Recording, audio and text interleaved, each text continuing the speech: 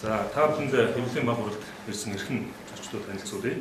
Монгол Улсын шалтар сайд Улсын цол комиссийн дарга газар хөдлөлийн комиссийн навигаас урьдчилан сэргийлэх байнгын ажиллагааны зөвлөлийн дарга Хүрэлцэг, министрийн засгийн дарга өгөөд Улаанбаатар хотын захирагч Бат бол барилга боловсролын сайд Мөн хоёр, боловсрол соёлын шинжилгээ ухааны спортын дэд сайд Тутган хоёр, эрүүл мэндийн дэд сайд Ямсүрэн, за газар хөдлөлийн намжаас урьдчилан сэргийлэх байнгын ажиллагааны зөвлөлийн нарийн бичгийн дарга шалгар сайдын зөвлөх Саяна, үндэсний аюулгүй хөдөлгөөний зөвлөлийн ажлын албаны ахлах группийн Жаргал сайхан, онцгой ерөнхий газрын гамшигын шугам хөдөлгөөний газрын дарга Хурандаа Ууган баяр. За миний бие онцгой ерөнхий газрын дэд дарга Хурандаа Ганзраг байна. За хурал нэгээс өмнө та бүхэндээс энэ газар хөдлөлийн гамшигын зөвлөсөн сэргийлэх байнгын ажиллагааны зөвлөлийн талаар товчхон бас танилцуулга өгье. Монгол улсад бол газар хөдлөлийн тоо давтамж нэмэгдэж, төв суурин газрын хүн амын нэгтрал за дэд үтцийн энэ одоо нэгтрал гэсэнтэй холбогдуулан ялангуяа Улаанбаатар хот орчмын газар хөдлөлийн жижигхийллийн эрчим сүүлийн жилүүд эрс нэмж одоо холбогдуулан Монгол улсын бол газар хөдлөлтөөр дамжих өндөр юм эстэй энэ орны тоонд орсон. Ийм учраас үндэсний аюулгүй байдлын зөвлөлөөс өгсөн одоо энэ асуудлыг авч хэлсэн Монгол улсын ерөнхийлөгчийн зарилгаар 2011 онд Монгол улсын засгийн газар шийдвэр өгсөний дагуу 2011 онд засгийн газрын 95 дугаар тогтоолоор газар хөдлөлийн байнгын ажиллагаатай энэ зөвлөлийг Монгол улсын шалтар сайдаар автуулж 13 гишүүн 3 нарийн бичгтээ 2 ордогчтойгоор ингэж байгуулсан байгаа. За 2011-аас 14 онд Монгол улсын гамшигаас хамгаалах үндэсний чадхыг бэхжүүлэх юм хөтөлбөрийг хэрэгжүүлсэн.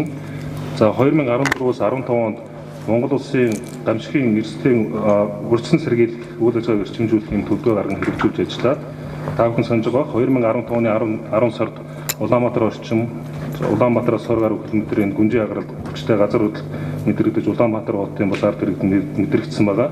Энэ асуудлаар Монгол улсын ерөнхийлөгч 2015 он амрын чуулганаар энэ одоо өргөдсөн хурлыг зохион байгуулад ингээ улсын их хурлаар 2016 онд 8 одоо үндсэн зорилт арга хэмжээ өгье 34 дугаар тогтоолоор газар хөдлөлтийн эрсдлээс урьдчилан сэргийлэх эрсдлийг энэ бууруулах ийм одоо тогтоолыг гаргасан.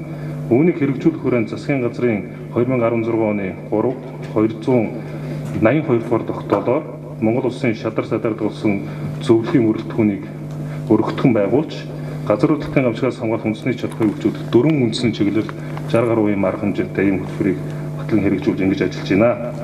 Ингээд та бүхэндээ хэвлэлийн мэдээлэл өгнөгээд Монгол улсын хэмээн Монгол улсын шалдар сайд газар хөдлөлтийн эрсдлээс урьдчилан сэргийлэх зөвлөл байнгын ажиллагаатай зөвлөлийн дарга Хүрэлцэг таныг урьж байна. Та бүхэнд одноогоор геофизикийн хүрээлэнгээс ирүүлсэн зарим тоо баримтыг бас танилцуулъя гэж бодож байна. За 3 өдрийн өмнө буюу 3 дугаар сарын 13-ны өдөр Ховд аймгийн Дууд сум, Баян-Улгийн аймгийн Дэлгүүн сум орчмын нутагт дэвсгэрт нийтдээ 4.2 магнитудын хүчтэй газар хөдлөлт болж иргэдэд жижигхийлэл нь одоо мэдрэгдсэн байна. За 3 дугаар сарын 11-ний өдөр Дорногов аймгийн Хөвсгөл суманд 3.8 магнитудын газар хүчтэй газар хөдлөлт болсон байна.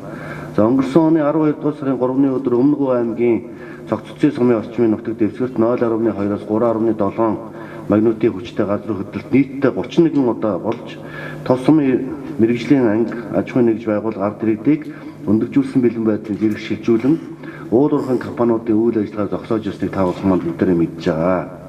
За эдгээр хүчтэй газар хөдлөлт болсон хэдий ч азар нутгийн ард иргэд аж ахуйн нэгж байгууллагад хүн амт нас бараагүй эд хөрөнгийн хохирол одоо учраагүй.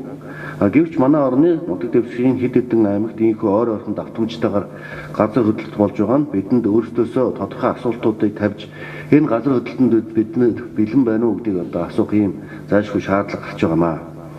Хэврээ үүнээс илүү хүчтэй газар хөдлөлт тохиолдолд бидний өөрийгөө болон бусдыг аврах, хамгаалах, мэдлэг дадлах хэр байна? Бид нар бэлэн байж чадж гин үү? За газар хөдлөлтөнд тохиолдолд орон нутгийн засаг захааны байгууллага, аж ахуйн нэгжүүд, мэрэгжлийн байгууллагууд ямар арга хэмжээ авч ажиллах вэ? Үүндээ бэлэн байна уу?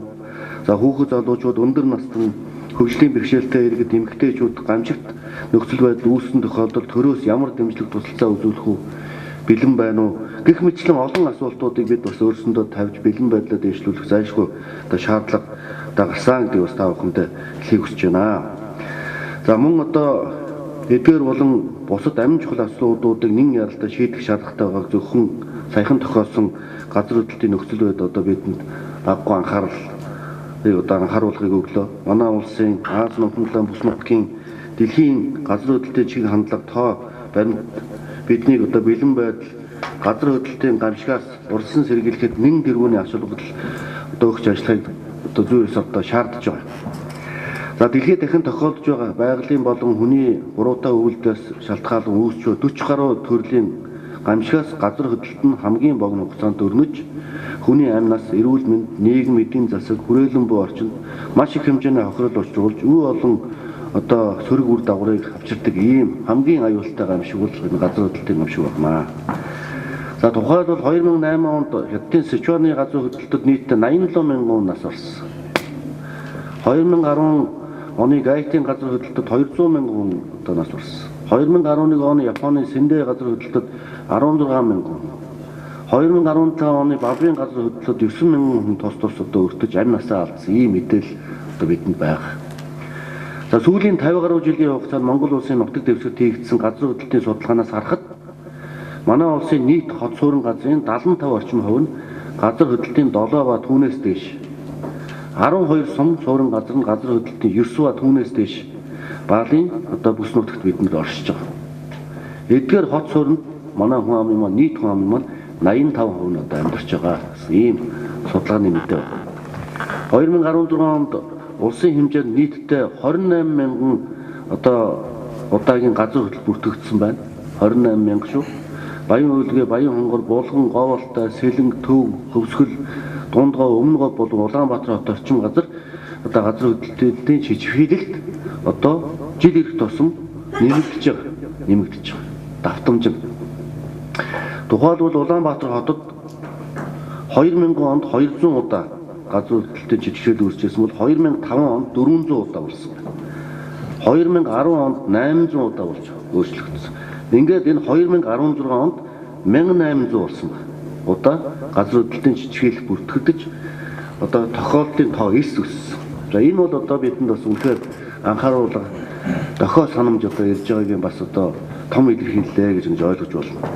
Дээрх идэвхжүүлэлт бүхий газруудад 6.6-аас 7.6 магнитудын хүчтэй газар хөдлөлт болж болзошгүй бөгөөд энэ нөхцөлд Улаанбаатар хотод байгаа барилга байгууламжийн 22-оос 50 орчим хувь нь эвдрэл гэмдрэлт нурлалт үүснэ гэж. 30 мянгаас дээш хүн энэ одоо газар хөдлөлтийн гай зовлон дэрвэгдэж амь насаа алдаж болсгүй гэсэн ийм одоо тооцоо судалгааг мэргэжлийн байгууллагууд гаргасан гэдгийг бас өдөр одоо обвесоор хэлье гэж бодож байна. За эдгээр нөхцөл байдал тооцоо судалгаанд бид бүхэнд одоо маш их том дохио санамжийг одоо авчирч байна. Газар хөдлөлтийн гамшигаас урьдчилан сэргийлэх, бэлэн байдлыг хангах, эрсдлийг бууруулах, тогтолцоог сайжруулах, газар хөдлөлтийн гамшигаас хамгаалах үндэсний чадхыг бэхжүүлэх шаардлага зүй ёсоор тавигдж байгаа. За иймээд Монгол улсын шадар сайд засгийн газрын газар хөдлөлтийн гамшигаас урьдчилан сэргийлэх байнгын ажиллагаатай зөвлөлийн даргын тушаалаар нийслэл хот болон 21 аймагт салбар зөвлөлүүдийг байгуулсан. Энэ газар хөдлөлтийн гамшигаас урьдчилан сэргийлэх. Засгийн газрын 2011 оны 339 дугаар тогтоолоор гамшигын аюулын тухай зарлан мэдээллийн дохио дамжуулах журмыг батлан гаргасан. Уг тогтоолын 5 дугаар зүйлийн 5.1 заалтанд онцгой байдлын асуудал хариуцсан төрийн захиргааны байгууллагаас жил бүрийн 3 дугаар сарын 4 дахь 7 хоногийн пүрэв гарагийн 16 цагт улс орон даяар гамшигын аюулын тухай зарлан мэдээллийн дадлаг сургалт хийж бэлэн байдлыг хангаж ажиллана гэж заасны дагуу жил бүр дадлаг сургуулийг зохион байгуулж хэвшээд байгаа. Гэхдээ энэхүү дадлаг сургуулийн ач холбогдлыг ард иргэд бүрэн дүүрэн ойлгохгүй төрийн байгууллага аж ахуйн нэгжүүд хэлбэр төдий хэрэгжүүлж байгааг бас бид нар бүгдээрээ мэдж байгаа. Газар хөдлөлтийн гамшигаас хамгаалах асуудлыг засгийн газар онцгой байдлын асуудал эрхэлсэн байгууллага дангаараа хэрэгжүүлэх боломжгүй тул газар хөдлөлтийн гамшигаас урьдчилан сэргийлэх бэлтгэл бэлэн байдлаа хангахад иргэн бүр суралцахын зэрэгцээ идэвхтэй сайн хамтарч ажиллах зайлшгүй шаардлага байна. Тиймээс шадар сайдын санаачлагаар газар хөдлөлт төсвөртэй аюулгүй орчин бий болох хөдөлгөөнийг энэ 2016 оны 12 дугаар сараас үндэсний хэмжээнд хэрэгжүүлж эхэлсэнийг бас та бүхэн маань мэдж байгаа. Нэгдсэн үндэсний байгууллагын гамшигын эрсдлийг бууруулах газраас улс орнуудын засгийн газар хөрвүүлж буй зөвлөмжөнд гамшигаас хамгаалах үйл ажиллагаанд олон нийтийн оролцоог нэмэгдүүлэх, олон нийтэд тулгуурсан гамшигын эрсдлийг бууруулах чиглэл онцгойлон анхаарч ажиллахыг одоо дэлхийн улс гүрнүүдийн төр засагт одоо чиглэл болгож үр даалгавар зөвлөгөө өгч байгаа. Иймд бид болзошгүй газар хөдлөлтийн гамшигаас урьдсан сэргийлэх, иргэдийн аюулгүй байдлыг хангах, талаар мэдлэг мэдээллийг түгээж чадахыг сайжруулах үүднээс Монгол Улсын засгийн газрын 2017 оны 67 дугаар тогтоолоор жил бүрийн 3 дугаар сарын 4-7 хоногийн лав гарагийг газар хөдлөлтийн аюулаас урьдсан сэргийлэх таниулах өдөр болгон баталсан. Одоо энэ жилээс эхэлж байна энэ. Уг үйл ажиллагааг шадар сайдын даргалдах засгийн газрын газар хөдлөлтийн гамшигаас урьдсан сэргийлэх байнгын ажиллагаатай зөвлөлөөс хариуцсан зохион байгуулж байхад тогтлоо.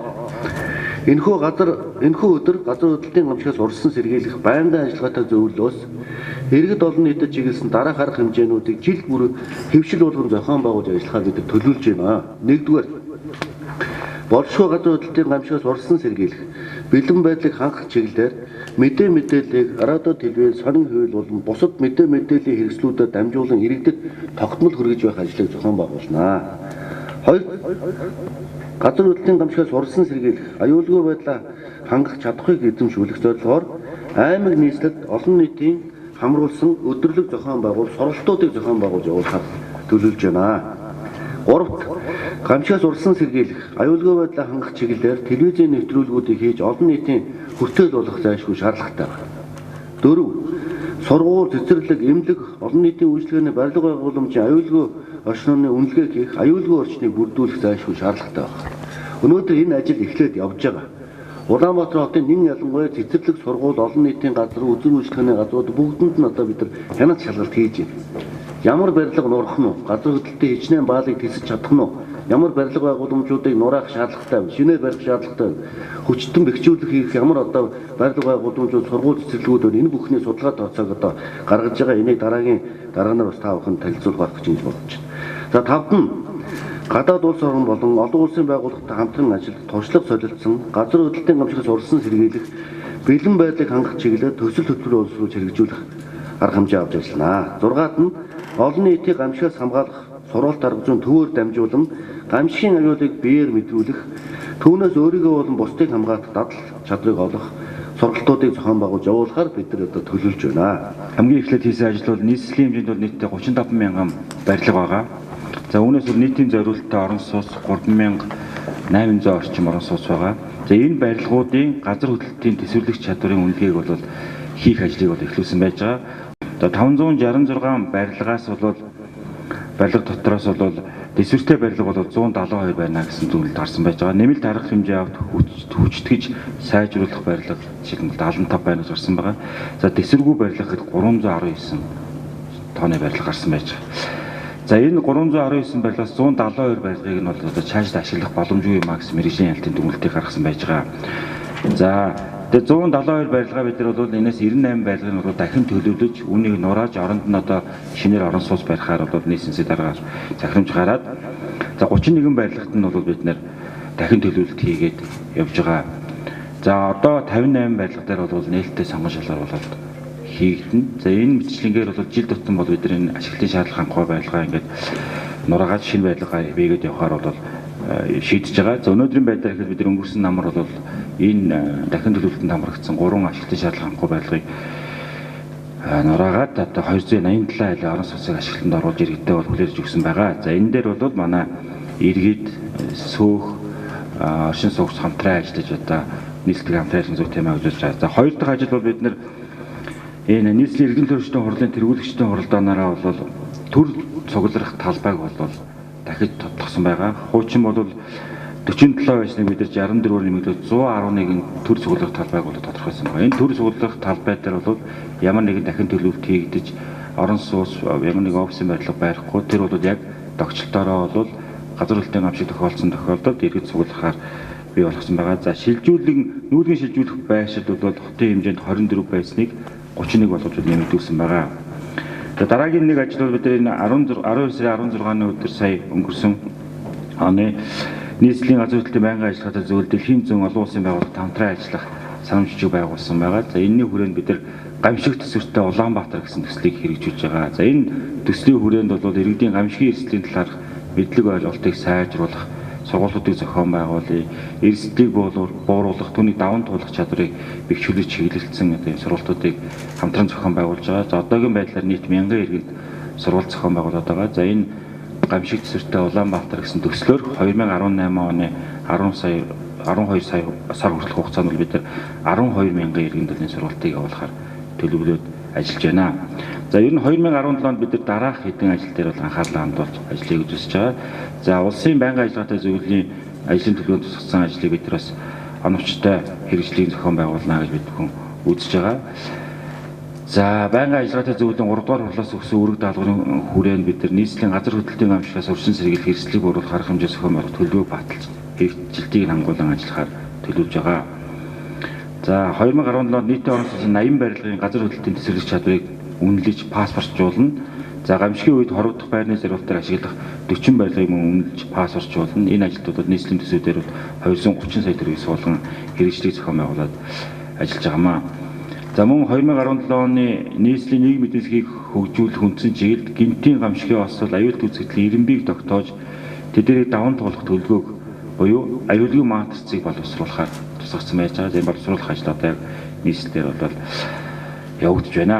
За түрүү бас шадар сайдын үгэнд дурдагдлаа энэ иргэдийн аюулгүй байдлын бэлэн байдлын сургалтууд байгаа. Энэ бол бас орон нутгийн төдий явагдаж байна гэсэн шүүмжил гарч байгаа. Тийм учраас бид нар нийслэлийн засаг даргын 17 оны 3 сарын 15-ны өдрийн А333 тоо цахимжаар бол газар хөдлөлтийн гамшигын аюулын тохиогоор орон байрыг орхин гарч аюулгүй талбай цуглах талаар 830 байгууллагын 460 гаруй мянган ажилтан албан хаагчид сурагч хүүхэд иргэдэд сургалт татлагыг зохион байгуулахаар ажиллаж байгаа болно.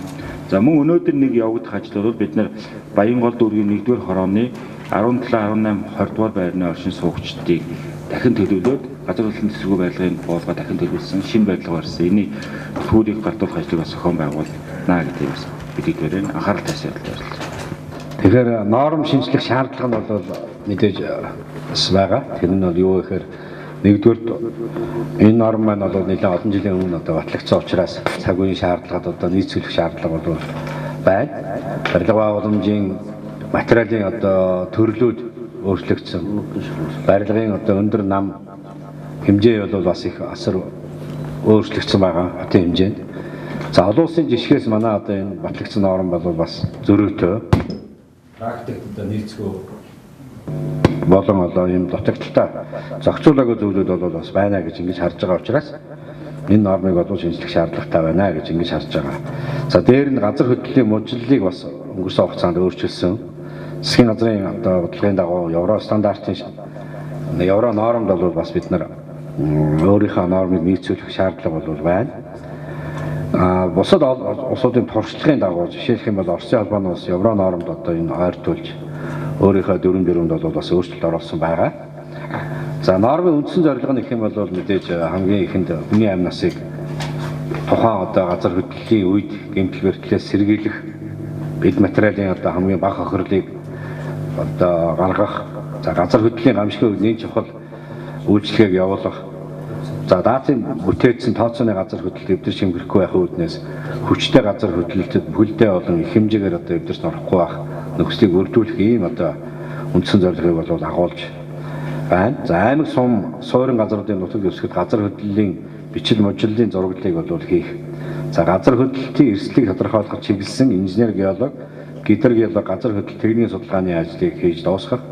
За газар хөдлөлтөд тэсвэргүй барилгыг буулгах, шинээр барих, ашиглах барилгын судалгааг мэдээж одоо энэ орон нутгийн хүрээнд үе шаттайгаар гаргах, за гаргаж ирсэн дүгнэлтэн дээр үндэслэж ангилах, үе шаттайгаар одоо бэхэлж хүчтэй ажлыг зохион байгуулах гэх мэтлэнгийн ийм одоо тодорхой ажлуудыг зохион байгуулах шаардлагатай байна гэдгийг бол тодорхойлж байгаа. За нормыг шинжлэх ажлын хүрээнд мэдээж барилгын байгуулалтын яамны үндсэн одоо ажлын хүрээндээ бол боловсруулна. Гэхдээ мэргэжлийн инженеруудын оролцоо, төрийн бас байгууллагын мэргэжлийн одоо энэ байгууллагуудын оролцоог хангах үүднээс бол тодорхой одоо үе шаттайгаар хэлцүүлгүүд бол нийслэл Улаанбаатар хотод яамны дэргэд бид нэр зохион байгуулна. Энэ 2016-аас 2020 онд засгийн газрын үйл ажиллагааны хөтөлбөрийг хэрэгжүүлэх одоо энэ хүрээнд зохион байгуулагдах мэргэжлийн хэлцүүлгүүдээр бас идэвхтэй оролцохыг бас хүсье гэж. За ийм тодорхой зүйлийг бол манай одоо энэ өнөөдрийн хэвлэлийн байх хурлын хүрээнд барилга байгууламжийн газар хөдлөлтийн тэнцвэрчдийн үнэлгээг бол үндэсний хэмжээнд зохион байгуулах ажлын гэсэн шаардлага нөхцөлийн талаар бол мэдээлэхэд юм байна. Баярлалаа. Сургууль цэцэрлэгийн барилгуудын үнэлгээ хийгдэх энэ явцад нь бид бас энэ сургууль цэцэрлэгийн барилгуудыг гамшигын эрсдлээр нь эренблэх, за энэ дотор хүчтгэл хийгээд цааш нь үргэлжлүүлэн ашиглаж болох барилгууд гэж ялгах, за нураагаад шинээр барих барилгууд гэж ялгах ажлууд хийгдээд явж байна. Одоо олон улсын төсөл хөтөлбөрийн хүрээнд бол Дэлхийн банктай хамтарсан эрсдлийн үнэлгээний төслийг хэрэгжээд явж байгаа. За Япон улсын засгийн газрын тусламжаар баригдах сургуулийн барилгуудыг бол газар хөдлөлтөнд төсвөртэй байх үнэлгээтэй төсвөртэй байх нормативээр барихаар болоод ингээ явж байна. Та бүхэн мэднэ, Япон улс бол хамгийн их газар хөдлөлтийн барилгын төсвөрийн асуудлаар бол дэлхийдээ тэргүүлэх улс байгаа. Ингээд Дэлхийн банк, Азийн хөгжлийн банк гээд бусад одоо олон улсын төсөл хөтөлбөрүүдтэй бас энэ газар хөдлөлтийн эрсдлээс хамгаалах асуудлаар хамтран ажиллаад явж байна. Одоо энэ байдлаас үзэхэд бол ерөнхийдөө 70 оноос өмнө баригдсан сургууль цэцэрлэгийн барилгуудыг хүчтгэл хийх шаардлагатай, эрсдэл арай өндөртэй гэж үзэгдэж байгаа. Нийтдээ бол 100 гаруй барилга нурааж дахин барих шаардлагатай гэсэн одоогийн байдлыг ийм үнэлгээтэй гарчаад явж байна. За бидний бас энэ салбарт хийгдэх хоёр дахь одоо бас нэг том ажлын чиглэл бол энэ гамшигын эрсдлийн тухай ерөнхий боловсролын сургууль цэцэрлэгийн ажилчид суралцагчдад суралцагчдыг мэдээлэлээр хангах тэднийг ийм аюул гамшигт нөхцөл байдал үүссэн тохиолдолд бие биендээ туслах, амиа авран хамгаалах ийм одоо мэдлэгтэй болгох явдал байгаа. За энэ дээр бол одоо ингээд 3 дугаар сарын 4-7 хоногийн лав гарагт жилээр одоо ийм тусгайлсан өдөртэй болж байгаа. Энд бол бид нэр ерөнхий боловсролын сургууль цэцэрлэгүүдийн хүрээнд сургалтуудыг зохион байгуулж үйл ажиллагааг хэмжигдүүлэх иргэд эцэг их суралцагчид багш ажиллагчдыг бол энэ талаар мэдлэгтэй болгох чиглэлд үйл ажиллагаагаа зохион байгуулад ажиллаж байна. Ерөн сүүлийн 3 жил гэхэд дэлхийд дахинд H5N6, H7N9 ойрхон орнуудын коронавирусын халдвар гэсэн цоо шин 3 өвчин гараад байгаа. За манай улсын хувьд нийгмийн эрүүл мэндийн онцгой байдлууд болох удаан хугацаанд үргэлжилдэг архаг явцтай одоо тийм гэж хэлж болохоор өвөрмөцөд байгалийн гамшиг, зуд, H1N1 томоогийн цар тахал, улаан бурхны дэгдэлт, за хүнсний аюулгүй байдал, метилийн спирт, мөнгөн ус, цианид натрид зэрэг хийм болон цацрагын харгалзахтай холбоотой эрсдлүүдийг өнгөрсөн хугацаанд олон салбаруудын хамтын хүчээр бол даван туулсан байгаа. За үндэсний хэмжээнд Монгол улсын шадар сайдаар ахлуулсан улсын онцгой комисс мөн орон нутгийн хэмжээнд засаг захиргааны төвшин бүрт Сум аймгийн онцгой комисс салбар хоорондын уялдааг хангаж ажилладаг байгаа. Гэвч одоо байгалийн гамшиг, олныг хамарсан осол гэмтэл, орчны бохирдол, хүн амьтны халдварт өвчин зэрэг нь бол одоо өнөө үед хил хязгааргүй болсон байгаа. Тухайлбал халдварт өвчин маань нууц үеийнхээ хугацаанд дэлхийн аль ч өнцөг болон бүрээс одоо манай оронд зөөвөрлөгдөн орж ирэх ийм нөхцөл байдал донд одоо ийм эрсдлийн донд бид амьдарч байгаамаа. Ийм нөхцөл байдалд одоо бид салбар хоорондын зохицуултыг улам боловсронгуй шаардлага тулгарч байгаа. Ингээд ийм учраас Монгол улсын шадар сайдын тушаалаар болцшгүй гамшиг нийгмийн эрүүл мэндийн онцгой байдлын үеийн салбар хооронд мэдээлэл солилцох, хариу арга хэмжээг шуурхай зохион байгуулах, журмыг боловсруулах ажлын хэсгийг байгуулсан. Энэ тушаалаар за энэ ажлын хэсгийг одоо эрүүл мэндийн яам дээр зангидагдаад энэ үйл ажиллагаагаа явуулж байгаа. За осол ер нь үүссэн эрсдэл тохирсон шуурхай зөв шийдвэрийг гаргахад хамгийн чухал бөгөөд түншлэлийн нэг дэх алхам бол мэдээлэл солилцох алхам байдаг. Ингээд мэдээлэл солилцоо зогсохгүй мэргэжлийн байгууллагууд маань салбар хоорондын байгууллагууд хамтран тухайн нөхцөл байдлын үнэлгээ, дүн шинжилгээг хийн. Ингэснээр шийдвэр гаргагч нарт онцгой нөхцөл байдалд оновчтой шийдвэр гаргаж хүний амнаас эрүүл мэндийг авран хамгаалах, за учирч болох нийгэм эдийн засгийн хор хохирлыг бууруулах юм боломж олгодог. Ийм учраас энэ ажлын хэсэг маань, байгуулагдсан ажлын хэсэг маань 5 яам, онцгой байдлын ерхий газар, мэргэжлийн хяналтын ерхий газар, нийслэлийн засаг даргын тамгын газар, холбогдох байгууллагын төлөөлөл нийт 32 хүний бүрэлдэхүүнтэй ингээд ажиллаж байгаа. За энэ ажлын хэсэг маань дараах ажлуудыг хийж гүйцэтгээд байна. Яг өнөөгийн байдлаар энд одоо томоохноос нь дурдах юм бол хүн мал амьтны халдварт өвчин, хүнс болон лабораторийн аюулгүй байдал, хийм болон цацрагийн хордлого, гамшигын чиглэлээр одоо ажиллах энэ дэд ажлын хэсгүүдийг, энэ журмын төслийг боловсруулах дэд ажлын хэсгүүдийг бас дотроо байгуулсан байж байгаа. За мөн гадаад дотоодын мэдээллийн их сурвалжууд, Дэлхийн эрүүл мэндийн байгууллагын зөвлөмж, олон улсын эрүүл мэндийн дүрмийн үнэлгээний тайлангууд, олон улсын туршлага зэргийг үндэслээд журмын төслийн анхны боловсруулалтыг хийгээд ингээд санал авахаар холбогдох газруудад хөрвүүлсэн байгаа. За мөн орон нутгийн төвшөнд болзошгүй гамшиг, нийгмийн эрүүл мэндийн ноцтой байдлын үеийн салбар хоорондын мэдээлэл солилцох, хариу арга хэмжээг шуурхай зохион байгуулах журмын төслийг Сэлэнг Завхай аймагт туршиж одоо санал солилцсон ажиллаж байна. За мөн болзошгүй гамшиг, за хийм болон цацрагийн, хүнсний аюулгүй байдал, хүн мал амьтны халдварт өвчний мэдээллийг салбарууд хэрхэн дамжуулах вэ? За мэдээлэлдээ дүн шинжилгээ үнэлгээг хэрхэн хийх вэ гэдгийг бол энэ журмаар зохицуулахаар энэ журмын төсөлд тусгасан байгаа. Ер нь аливаа гамшигаас одоо гамшиг болсныхан дараа биш, болохоос нь өмнө сэргийлэх, бэлтгэлээ хангах, хэвлэл мэдээлэл болон олон нийттэй харилцах үйл ажиллагааг ч гэсэн энэ журмаар зохицуулахаар мөн тусгагдсан байгаа. За мэдээлэл технологи хөгжсөн өнөө үед одоо салбарууд мэдээлэлээ цахимжуулах, бүгд нэгэн зэрэг авах программыг мөн боловсруулах ажил эхэлсэн байгаа. Мөн түүнчлэн одоо дээр дурдсан аюул эрсдлийн үед хариу арга хэмжээг шуурхай зохион байгуулахдаа дэлхийн нийтэд мөрдөгддөг одоо алтан дүрм загвар болох тохиолдлын удирдлагын тогтолцоог мөн стандарт арга барилаар төвшин бүрт хэрэгжүүлэхээр журмын төсөлд тусгаад байгаа.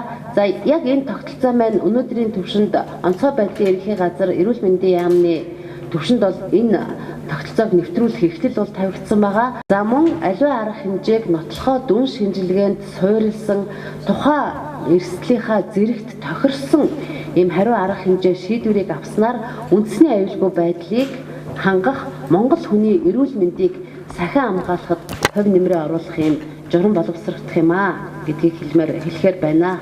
За тэгээд та бүхэн маань бол нэг зүйлийг ойлгох хэрэгтэй. Сая одоо засгийн газрын хуралдаж газар хөдлөлтийн гамшигын аюулыг таниулах өдөртэй болсон. Тэгээ энэ өдөр бол жил болгоны 3 сарын сүүлийн 7 хоногийн 3 дахь өдөр болно. Жил болгоны. За тэгээд 4 дахь өдөр нь бол нөгөө аврын тухай зарладаг штэ бид нар тийм ээ. Ажиллагаа хийдэг.